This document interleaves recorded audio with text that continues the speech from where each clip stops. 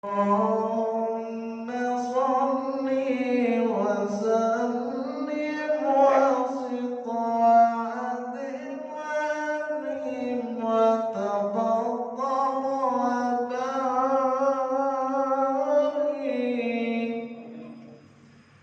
بجلالك وكمالك على سيد عبادك وأصرف عبادك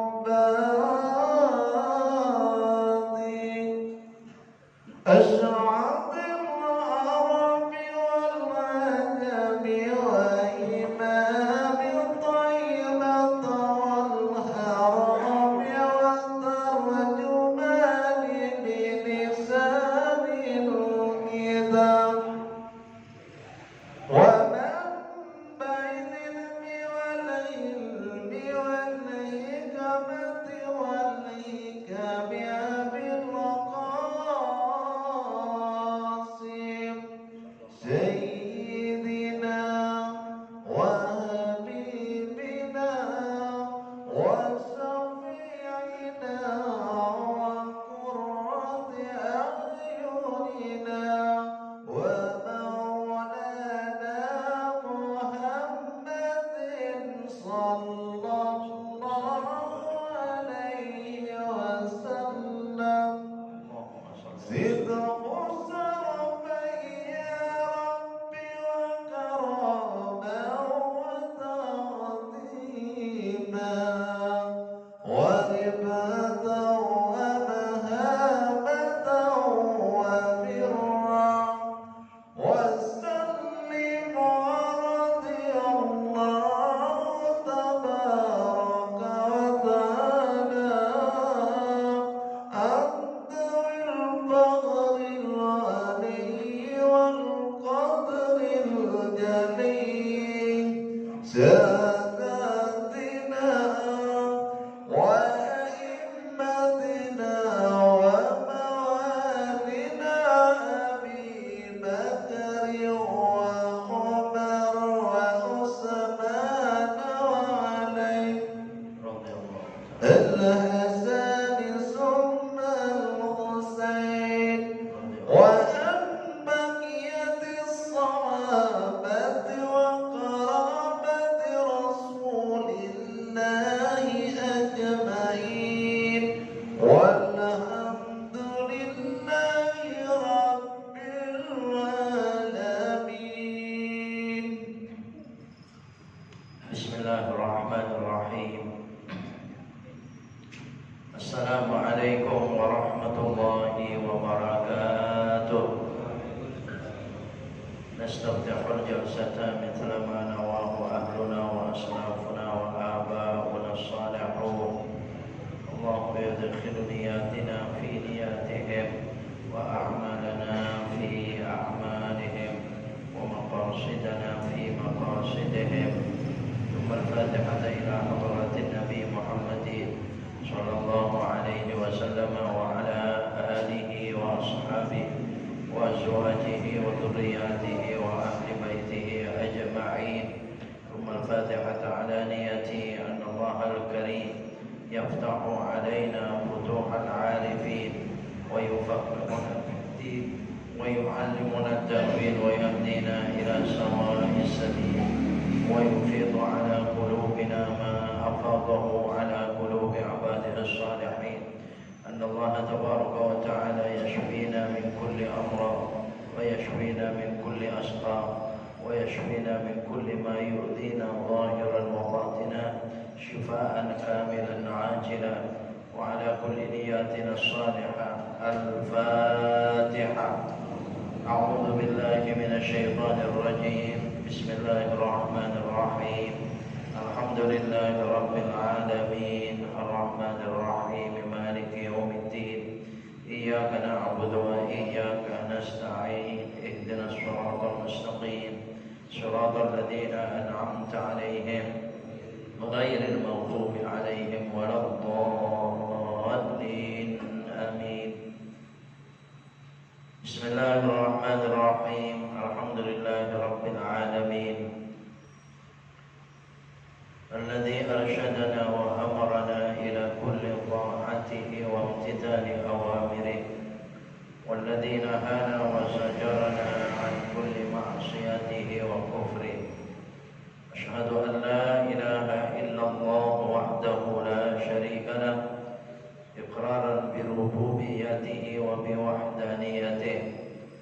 وأشهد أن حبيبنا ونبينا محمدا عبده ورسوله اعترافا برسالته وبنبوته.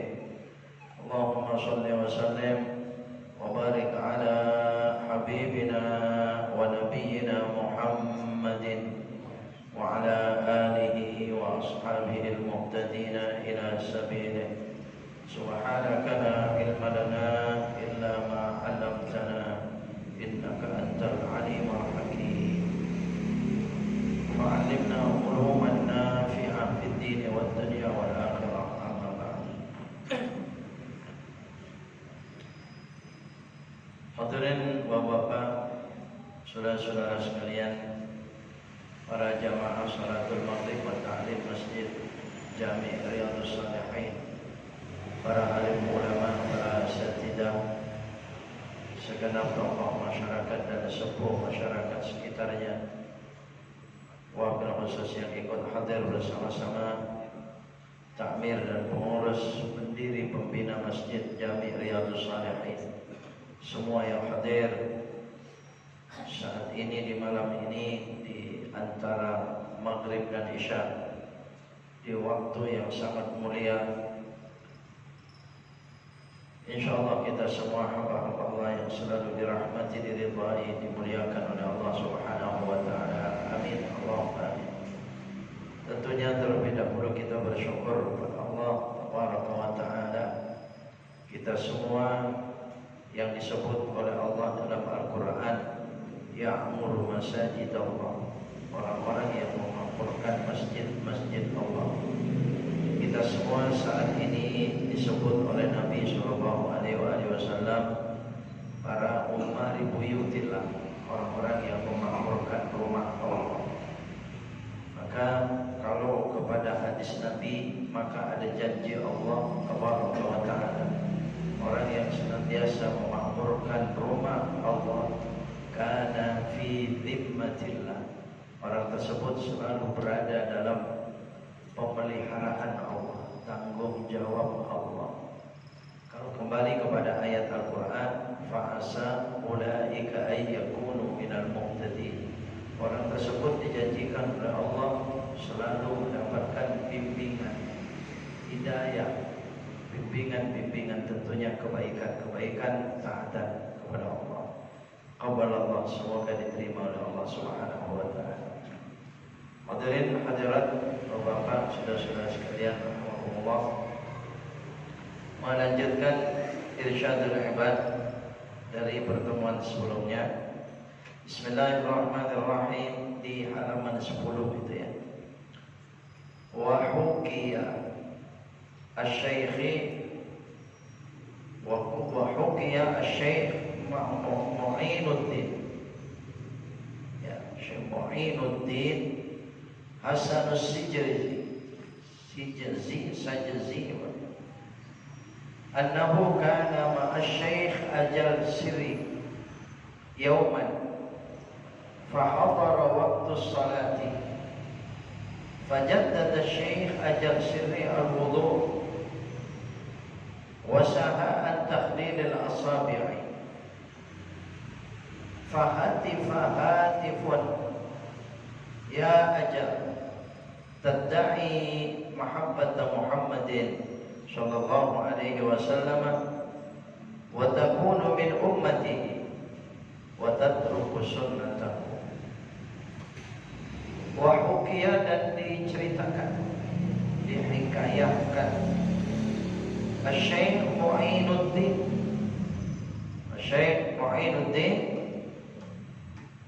Hasan As-Sijzi, nama beliau Syekh Mu'inuddin Hasan As-Sijzi, annahu kana ma'a Syekh ajal sirri, suatu saat beliau bersama-sama Syekh ajal sirri, sama-sama seorang ulama, sama-sama seorang waliullah, tentunya seorang yang dekat kepada Allah.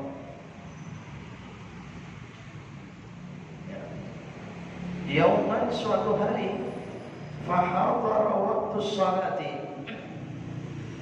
tiba-tiba datanglah waktu salat. Kalau bagi seorang ulama, seorang hamba saleh, kita semua hamba saleh, Itu kan kita berusaha berjuang wudhu itu Pak, bukan wudhunya yang jarang ya, tapi batalnya yang jarang. Jadi kalau begitu batal wudhunya jarang, tapi wudhunya sering.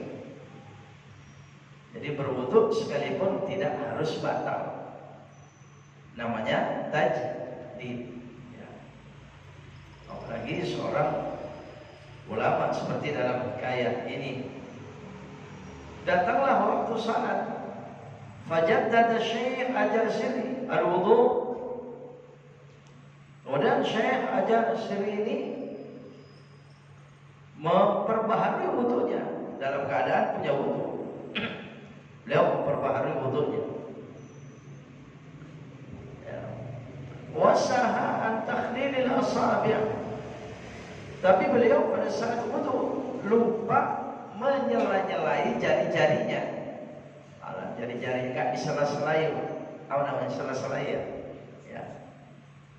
Yang disunahkan mestinya dari belakang, bukan dari depan. Kalau dari depan belakang ya sela-selanya itu bisa enggak kena. Tapi kalau dari belakang kena. Ya, nah. Jadi sunahkan dari belakang. Lupa ini Syekh Al-Jarsiri ini lupa. Wudunya sih cuma jadidil wudu. Andai kata dia tidak wudu, sholat bisa sudah, karena dia nggak batal wudu. Tapi namanya datang waktu sholat, mau ada wudu atau tidak, wudu aja. Yang baik membuat semacam itu. Kemudian karena lupa menyela-nyelai tangannya pada saat wudu, memperbarui wudu itu, fahati. Kalau bahasa kitanya hatan faitil, telepon. Jadi telepon itu bahasa Arabnya al-hatif. Jadi ada yang telepon sama dia. Tapi siapa? Bukan telepon beneran, bukan. Iya, ada suara di telinga beliau yang didengar. Ada suara. Padahal beliau karena lupa tadi itu. Ya kalau bahasa kita ya kayak di telepon. Kalau di telepon kan nggak ada orangnya, cuman ada suaranya kita dengar. Ya kalau sekarang ya pasti ada orang cuma pakai telepon beneran. Pada saat itu tidak. Cuman ya bahasanya seperti kita di telepon itu di dalam telinganya. Wah, namanya seorang kekasih Allah ya, orang dekat pada Allah, ditegur oleh Allah Subhanahu wa taala, ya ajal, wahai ajal, tadda'i mahabbata Muhammadin. Engkau kan mengaku bahwa engkau itu adalah cinta Muhammad. Kau cinta Muhammad. Kau mengaku semacam itu. Wa takunu min ummatihi. Engkau mengaku sebagai umatnya. Wa tatruka sunnatahu. Tapi engkau kenapa meninggalkan sunnahnya? Dipikir oleh Syekh Al-Jarsiri, apa yang saya tinggalkan? Teringat dia, oh iya baru saja wudu saya tidak menyela-nyelai tangan jari-jari saya. Allah, bukan kelupaan yang wajib Pak. Lupa sunnah ditegur oleh Allah Subhanahu wa taala. Ya, jadi bagaimana dia menjaga wudunya dengan kesempurnaannya itu setiap saat selama ini. Allah. Fahalifa syekh, maka bersumpah Syekh Al-Jarsiri. Beliau bersumpah, la atruku sunnatan min sunanihi alaihi salatu wassalam. Ya mungkin suara yang didengar di telinganya ya ajal, menyebabkan dia gemetar, bergetar tubuh dia, ketakutan dengan suara itu. Ya, teguran Allah kepada dia lupa tentang sunnah satu macam. Maka dia bersumpah, la atruku sunnatan, saya tidak akan pernah meninggalkan sunnah satu sunnah pun min sunanihi sallallahu alaihi wasallam, dari sunnah-sunnah Nabi Muhammad sallallahu alaihi wasallam, terutama dalam wudu. Mana yang disunahkan? Saya bersumpah, pakai sumpah. Ya. Saya tidak akan pernah meninggalkan sunnah Nabi sallallahu alaihi wasallam. Min waqtina hada, dari waktu kita ini, dari waktuku ini, waktu kami ini, ila waqtil maut, sampai Ya, waktu kematian datang. Pokoknya saya seumur hidup saya tidak akan pernah meninggalkan sunnah lagi. Khususnya pada saat wudu, apa yang sunahkan saya tetap melakukan semuanya itu. Oh, ini angkuhnya orang-orang yang dekat kepada Allah, Pak. Bandingkan dengan sepelehnya kita dengan yang wajib. Wajib aja sepele. Gimana yang sunnah? Lalu mengaku katanya cinta Nabi, mahabbata Muhammadin, mengaku umat Nabi. Siapa di antara kita kalau ditanya terus mengatakan tidak cinta kepada Nabi, Pak? Kamu cinta kepada Nabi? Oh iya, udah pasti begitu kan? Tanda cintanya ya sunnah-sunnah Nabi selama semampu kita. Sementara Bapak Saudara sekalian, iblis la'anahullah ya selalu alladzi yuwaswis fi sudurin nas, itu akan selalu begitu. Enggak usah itu, enggak usah itu, enggak usah itu. Kalau begitu aja sakok. Nah, enggak usah itu. Selalu begitu kita setiap saat. Min waktina hada ila waktil maut. Wa qala Syekh Mu'inuddin. Akhirnya Syekh Mu'inuddin pernah mengatakan, kuntu idza ra'aitu Syekh Ajal ra'aituhu ka'annahu yanam. Iya, saya setiap ketemu, kan ini yang cerita itu Syekh Mu'inuddin. Syekh Mu'inuddin yang cerita, maka beliau meneruskan. Jadi selama itu saya melihat Syekh Ajal itu dia seolah-olah seperti orang tidur. Keadaannya itu kayak orang tidur. Kayak orang tidur. Mana bukan tidur, tidak. Kayak orang tidur. Itu kata, ini perhatikan oleh Syekh Mu'inuddin. Karena buyana wasa'atuhu anhu. Suatu saat karena keadaannya semacam itu, beda dengan dulu-dulu. Semangat dulu apa ya? Kalau kumpul berdua, wah semangat ya, bercerita-cerita. Sekarang enggak. Kalau saya lihat dia itu kayak orang tidur. Ditanya, ya, wasa'atuhu maqala. Dia menjawab, Syekh Ajal dia menjawab, ana min dzalikal waqt. Ya, saya sejak waktu itu bersama engkau. Ya, saya berwudu, saya sholat, saya tajdid wudu. Saya jadi bingung, kata dia. Ya, nasitu taqlilal asabi, yang saya lupa meninggalkan menyela-nyelai jari-jari pada saat wudu itu. Sejak itu ila hadzal waqti, sampai sekarang, Allah berapa lama, berapa tahun, fil hayrati, saya dalam kebingungan. Saya bingung terus, saya sedih terus. Wah. Kaifa ulaqi bi hadzal wajhi Muhammadan sallallahu alaihi wasallam? Saya bingung, saya sedih, saya bingung. Bagaimana wajahmu ini nanti harus berjumpa dengan Nabi? Bagaimana wajahmu harus menghadap Nabi? Saya mau menghadap Nabi dengan wajah yang mana? Malu saya kepada Nabi. Saya mengaku cinta Nabi, saya umat Nabi, tapi saya meninggalkan sunnahnya. Gimana nanti wajah ini menghadap Nabi? Sedih saya. Allahumma ya Allah. Hadirin rahimakumullah, hanya meninggalkan satu sunnah kecil semacam itu. Rahimakumullah, ya, bandingkan dengan kita ya, keteledoran kita, ya, ketergelinciran kita. Ya, sembrononya kita kadang-kadang dengan sunnah begitu penting ditinggal. Sudah diserayu oleh Nabi dengan hadiah yang sangat besar, pahala yang sangat besar. Asal mau sholat awabin yang 6 rakaat saja pada maghrib, itu 12 tahun ibadah. Pertanyaannya, kita hanya pernah mendengar dan tidak pernah melakukan, atau sudah pernah melakukan, atau hanya tahu, atau hanya berharap pahala 12 tahun tapi tidak mengamalkannya. Wallahu a'lam. Kita berada pada lingkungan yang mana? Rahmatullah ya, mari saudara sekalian, tentu ya, kisah-kisah dalam kitab-kitab ulama-ulama as-salafus salihun ya semacam ini menasihati kita, saya dan Bapak saudara sekalian. Ya, kalau saya jelas terpukul kepada dia, terpukul maksudnya tersindir, tersinggung luar biasa dengan kelemahan saya, dengan kekurangan-kekurangan saya.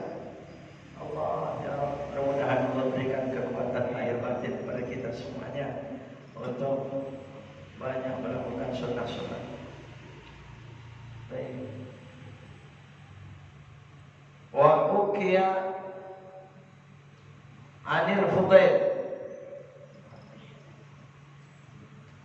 wa ukiya anil Fudail bin Iyad. Ada kisah yang lain, Fudail bin Iyad, annahu nasiya fil wudu'i ghaslul yadayn, ghaslul yadayn marratain. Lagi Fudail bin Iyad ini juga begitu, suatu saat dia lupa dalam wudu itu membasuh tangannya cuma 2 kali. Ghaslul yadayn marratain. Fil wudu ya. Marratain. Falamma shalla wa nama. Maka setelah dia melaksanakan salat, habis salat wa nama, tidur. Di tilkal lailati, di malam itu. Jadi dia wudu karena sholat isya, ya cuma di wudunya itu basuh tangannya cuma 2 kali. Sholat kan sah wudunya, berarti kurang sunnahnya, mestinya 3 kali. Ya dia berangkat sholat isya. Ya kemudian wa nama fi tilkal laila, tidurlah di malam itu. Ra'an Nabi sallallahu alaihi wasallam faqala, maka di malam itu dia melihat Nabi Shallallahu Alaihi Wasallam, mimpi ketemu Nabi Shallallahu Alaihi Wasallam. Seorang ulama yang dekat kepada Allah, begitu mudahnya bermimpi ketemu Nabi Shallallahu Alaihi Wasallam.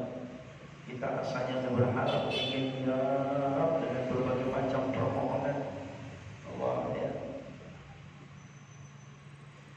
Faqala, maka Nabi mengatakan yang dilihat oleh Fudail bin Iyad dalam tidurnya, ya Fudail, al-'ajabu minka. Wahai Fudail, heran kepada engkau. Ya, saya heran kepada engkau. Al-'ajabu minka. Innaka tatruku fil wudu'i sunnati. Engkau masih aja meninggalkan sunnahku di dalam wudu. Saya heran kepada engkau, kau masih saja meninggalkan sunnahku di dalam wudu. Sunnati fil wudu.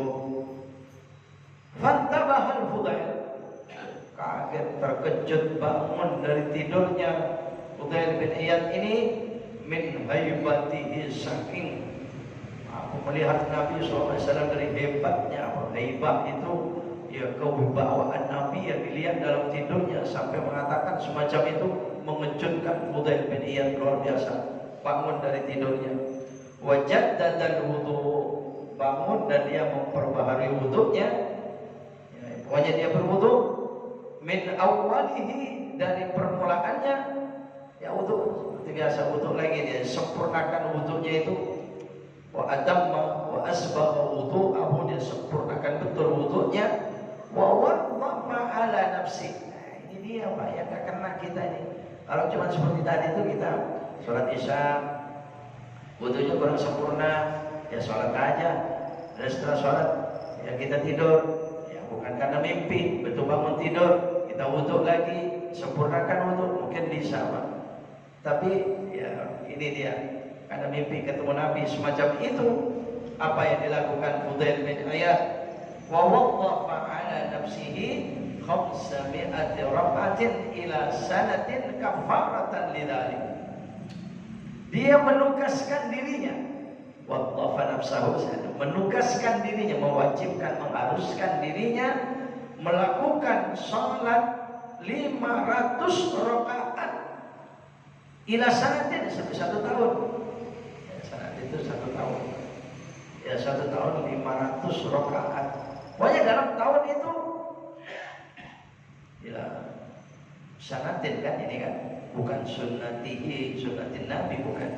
Ila sanatin, ya saya tugaskan karena satu kesalahan ini, karena kurang ya, nggak basuh 3 kali tangannya, saya akan ganti kafaratan sebagai denda, sebagai kafarat, sebagai ganti daripada kesalahan wudu saya. saya akan bayar dengan 500 rakaat selama 1 tahun. Jadi dia ya cicil itu 500 rakaat Pak. Bulan ini dapat berapa, bulan ini. Pokoknya sebagai kafarahnya itu. Ini jangan ditanya, emangnya Nabi pernah melakukan begitu? Karena begitu Pak. Ada kan kadang begitu. Emang mana hadisnya itu? Lupa wudu, suruh ganti dengan 500 rakaat. Mana ini? Ala Fudhal bin Iyad. Siapa dia? Bukan Nabi. Begitu Pak. Enggak, itu angkuhnya orang-orang dulu, orang-orang yang dekat kepada Allah, ulama. Ya kenapa? Silakan saja. Orang banyak wudu, tajdidul wudu kan nggak terhitung. Orang-orang sunnah mutlak kan tidak ada jumlahnya. Mau 500 rakaat, mau 1000 rakaat, mau beribu-ribu rakaat 1 tahun, silakan. Betul tidak? Iya, jangan ditanya kayak begituan. Jawabannya ente aja nggak mau kayak begitu gitu, Pak. Ya. Itu ingin membela dirinya yang malas itu sebenarnya itu cari pembelaan itu. Iya ya. Bukan cari kebenaran tapi cari pembenaran ya, beda. Setahun dia tebus kesalahan kecil itu, sunnah itu dengan 500 rakaat salat. Nafa'anallahu bih. Semoga cerita ini bermanfaat untuk kita. Begitu kata Syekh Zainuddin Al-Mulibari rahmatullah. Wa bisairil auliya, dan semua para aulia ilah warzaqana ittiba'uhum. Semoga Allah rezekikan kepada kita mengikuti cerita-cerita semacam ini. Ya paling tidak berapa persennya lah, ya kan? Ya kalau suruh sama rasanya sulit Pak. Ya mungkin ada di antara kita yang mampu, masya Allah, Allah. Jadi paling tidak, ya kemarin belum dengar semacam ini. Ya rasa malasnya itu, ya mungkin 80%. Nah, sekarang tinggal 20% ya lah. Ya, mengurangi rasa malasnya itu. Kemarin-kemarin sulit untuk memaksakan sholat sunnah, sunnah itu. Nah, sekarang mulai ringan. Kemarin berat. Nah, ini makin ringan. Paling tidak itu makna daripada wa nafa'ana Allahu bi. Semoga Allah jadikan manfaat untuk kita dan juga para aulia, para kekasih-kasih Allah. Ya, semua mereka bisa kita mengikutinya. Jadi kalau menurut penjelasan ini tidak mengikuti Nabi, tapi mengikuti aulia illah, nggak apa-apa. Karena para aulia illah nggak mungkin salah sih, nggak mungkin mereka itu salah. Apalagi Fudhal bin Iyad mimpi ketemu Nabi. Itu cuma mimpi mah buah tidur. Mimpi kok diikuti. Beda, mimpi Nabi tidak bohong. Apalagi Nabi sampai berkata-kata semacam itu. Siapapun kita, kalau mimpi ketemu Nabi apa yang disabdakan oleh Nabi itu benar, Pak. Nggak mungkin bohong. Mungkin masih ada waktunya, Pak. Ya, saya ingin menghabiskan bab ini supaya depan itu pindah bab yang baru. Berlurus. Tinggal sedikit. Wa nawaqiduhu, karena ini pembahasan wudu, membahas ini singkat. Jadi singkat berikutnya ini tentang batal wudu. Yang detail itu di kitab Fathul Qarib. Ada berbarengan ini nggak sengaja ini. Tapi berkait ini, di sini batal wudu, di sini bab wudu, di Fathul Qarib bab wudu ya. Masya Allah, insya Allah makin mantap, pembahasannya makin luas. Rusaknya wudu, batalnya wudu, pertama, tayakkunu khuruji ghairi manihi, yakinnya keluar selain air mani. Ya, selain air mani keluar apa saja batal. Banyak yang tidak batal cuma keluar air sperma. Cuman ya buat apa? Orang keluar air sperma itu ya hadas besar. Mau ngapa-ngapa nggak bisa, Pak. Mau apa, baca Quran nggak bisa, sholat nggak bisa. Ya cuma hukum daripada wudunya tidak batal. Jadi andai kata orang punya wudu, keluar air maninya, kemudian bisa mandi tanpa memegang kubul tubur, ya sah, nggak usah wudu.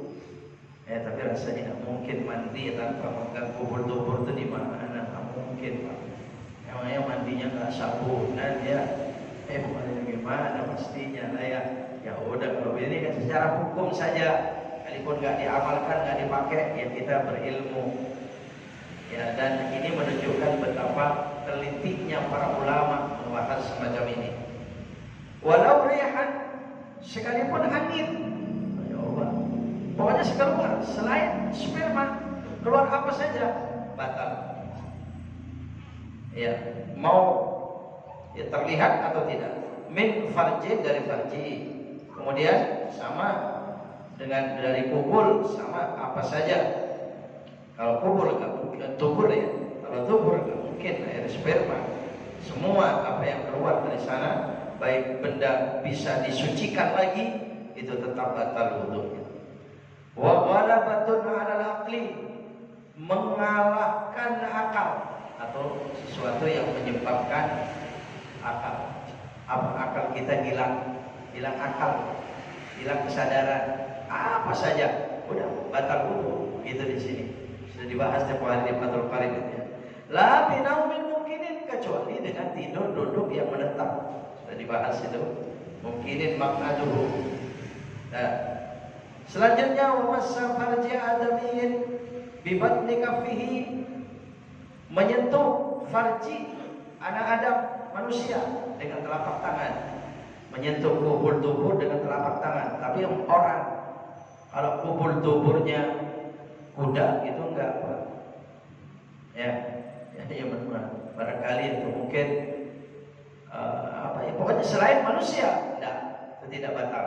Tapi kalau sudah manusia, baik dia anak kecil, laki, perempuan, apalagi orang yang besar, baik dirinya atau orang lain, tetap batal. Kemudian selanjutnya, wa talaqi basyaratai dzakarin wa untha, menyentuh kulit laki-laki dan perempuan.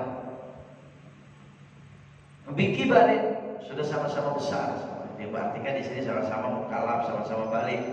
Ya, laki perempuan sudah balik, bersentuhan kulit, batal. Kulit tidak terhalang. Kalau ada terhalangnya sekalipun tipis, itu tidak batal. Nanti lebih detailnya ini akan dibahas ya di Fathul Qarib Pak. Allah alam, tapi pertemuan Fathul Qarib awal di bulan Agustus itu berarti, karena depan itu Fathul Qarib itu tentang kitabus shalah. Ya. La mahramiyatin, tidak batal kalau itu mahramnya. Muharramatnya itu tidak batal. Muharramat itu batasnya sampai paman, bibi atau ponakan. Kalau sudah di luar itu, ya jadi paman ke atas, ponakan ke bawah. Tapi kalau sudah di luar itu sepupu saja, itu sudah batal. Pokoknya orang-orang yang halal nikah, sudah dihalalkan nikah, batal. Itu ya sudah bukan muharramatnya ini. Wa yahrumu bil hadathi, haram bagi orang yang hadas. Jadi tentang penjelasan batal wudu cuma segitu di sini Pak. Wa yuhramu bil hadathi salatun wa tawafun wa sujudun wa massun wa hamlun wa hamlu ma kutiba fihi Qur'anun li dirasatin. Haram bagi orang yang tidak punya wudu, salat, tawaf, sujud. Ya, tapi kalau sujudnya ya sebenarnya disyaratkan begitu, termasuk sujud tilawah. Sujud tilawah baik di dalam sholat atau di luar sholat semestinya dalam keadaan punya wudu. Makanya orang-orang yang berhati-hati baca Quran, hafid Quran, dia baca di luar sholat tidak punya wudu sampai kepada ayat-ayat sajadah, mereka ganti dengan baqiyatus sholihah 4 kali. Ya, karena mereka tidak ada wudu, jadi sujud mestinya wudu. Sekalipun masih ada kebolehan sujud itu tanpa wudu, cuman bukan sujudnya sholat, bukan sujudnya sholat. Orang yang tiba-tiba terjungkal sujud syukur, Sujud syukur karena kenikmatan yang dia dapat tiba-tiba, pertolongan yang dia dapat tiba-tiba, ya, dia langsung bersyukur sujud. Cuman ada satu yang sangat diharuskan. Kalau tidak, dengan syarat ini jangan sujud. Mau punya wudu atau tidak. Apa itu? Tutup aurat. Pemain bola pakai celana pendek, begitu gol, cuma sujud syukur. Saya melihat, loh, pakai celana pendek sujud syukur kepada Allah. Gimana itu, Pak? Nanti sujud syukurnya wudu dulu, habis main bola yang sujud apa? Wudu, sholat sunnah, rakaat, baru sujud syukur di situ tuh baru tepat itu sujud syukur itu, Pak. Petinju, pemain apa itu? Ragawan. Wah, begitu berhasil merobohkan musuh, sujud dia. Allahu a'lam. Di hadapan Allah, Allahu a'lam. Niat dia baik, betul tidak? Niat dia baik. Cuman caranya yang bertempat. Ya semoga saja dihargai oleh Allah Subhanahu wa taala. Karena itu bukan, katakanlah bukan mungkarat, bukan perbuatan mungkar yang melanggar, tapi itu niatnya niat baik. Paling tidak ya niatnya itu mudah-mudahan diterima Allah. Cuman ya mestinya jangan, Pak. Nanti ya kita juga begitu, dapat nikmat di tengah jalan, di perjalanan, dalam keadaan tidak masuk akal untuk sujud syukur, ya nanti. Ya paling tidak pada saat itu bersyukurnya apa? Angkat tangannya, ya Allah, terima kasih ya Allah, alhamdulillahirabbil alamin, alhamdulillahirabbil alamin. Tapi kalau kita dalam keadaan semacam ini masih boleh sujud, apalagi dalam keadaan punya wudu, mungkin dalam keadaan menutup auratnya ya. Iya, masa sampai azan aja saya pernah lihat langsung muadzin itu pakai celana pendek, Pak. Iya, pernah saya lihat langsung itu. Dan tidak punya wudu. Dia nggak punya wudu karena saya lihat habis azan baru wudu dia, baru dipakai sarungannya. Enggak ya. Muadzin mestinya punya wudu dan tutup aurat ya. Baru suaranya itu sangat dicintai oleh Allah Subhanahu wa taala. Baik. Jadi haram bagi orang yang hadas tawaf, kemudian sujud wa masud menyentuh Al-Qur'an. Enggak boleh. Wa hamlu ma kutiba fihi Qur'anun, membawa, ini menyentuh dengan membawa dipisah, Pak. Kalau nyentuh belum tentu dibawa. Betul. Tapi kalau dibawa, dia mesti nyentuh dulu. Masa ia langsung ke bawah tanpa nyentuh? Ya mungkin juga. Tapi kalau dia sadar membawanya, nah itu diharamkan. Yuhram ma kutiba fihi Qur'an, kertas-kertas yang bertuliskan Al-Quran apa saja. Ya hati-hati, kadang ada cheat bertuliskan Al-Quran. Wah itu tolong itu, hati-hati. Ada Al-Quran bertulis la ilaha illallah, apa namanya, cincin bertulis la ilaha illallah. Nah, itu ada ayat Quran. Cincin bertulis Bismillah. Ya, jangan. Kalau kita takut dibawa kemana-mana dalam keadaan nggak punya wudu, ya kecuali saat-saat darurat saja. Ini banyak kejadiannya yang suka sering ditanyakan, Pak. Ada orang bawa Quran kecil, kantongin. Ya, dia nggak sadar begitu pergi kalau dia ngantongin Al-Quran.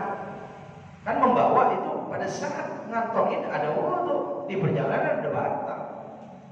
Dia nggak ditaruh itu, terus saja itu. Nah ini kan, jadi sudah melanggar, nanti kita nggak punya wudu membawa.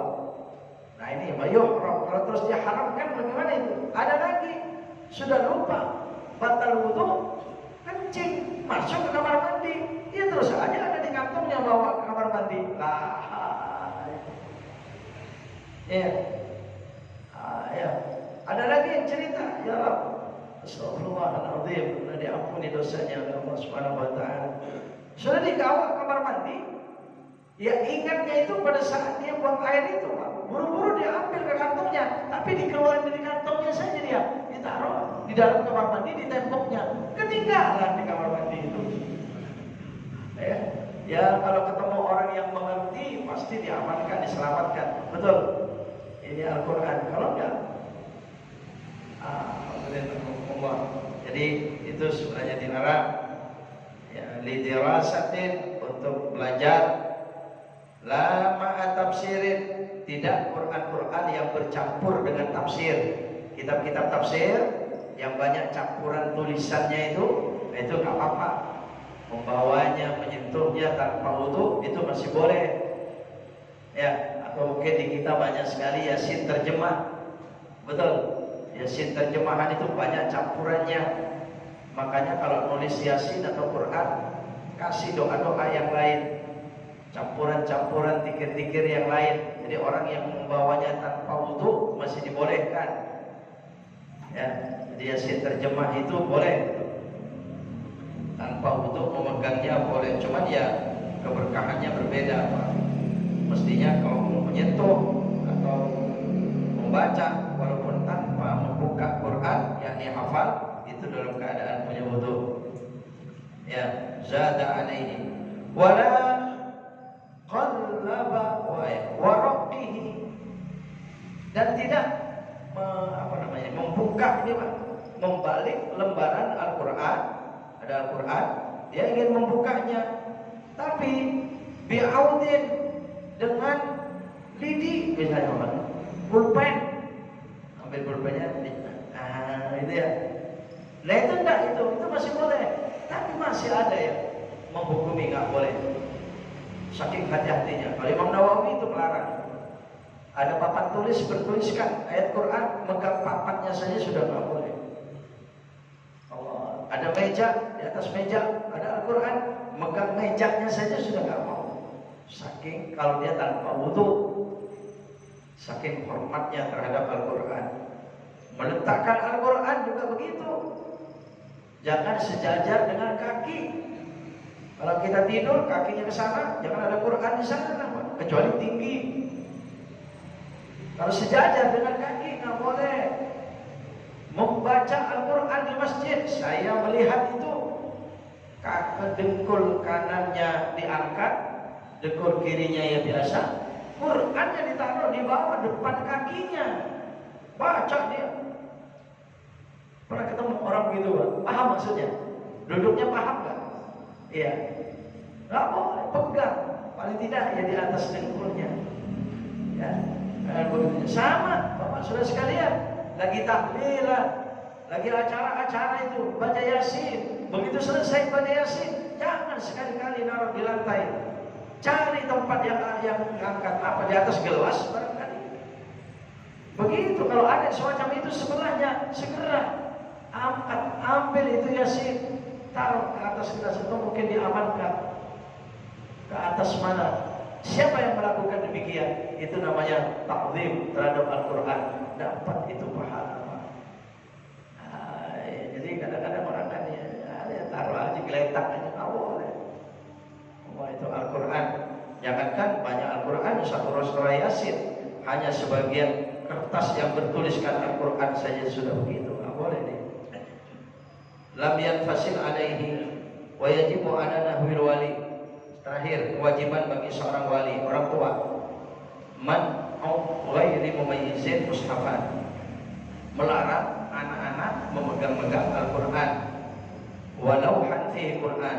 Kalau ada tulisan-tulisan papan-papan atau benda-benda yang bertuliskan Al-Quran dipegang oleh anak yang belum tamyiz, masih bayi, benar itu Pak ya, main-mainin itu jangan. Walau ba'du ayatin, walau sekalipun sebagian ayat, bukan satu Al-Quran.